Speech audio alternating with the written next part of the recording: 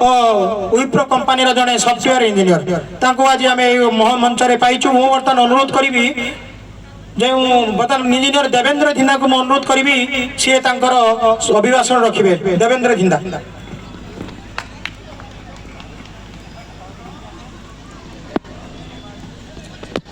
धन्यवाद रवि भाई। आज अशोक अष्टमी माँ बासंती पूजार संध्या बेलारे आपण परी पुण्यात्मा मानक मोर हृदय भरा नमस्कार।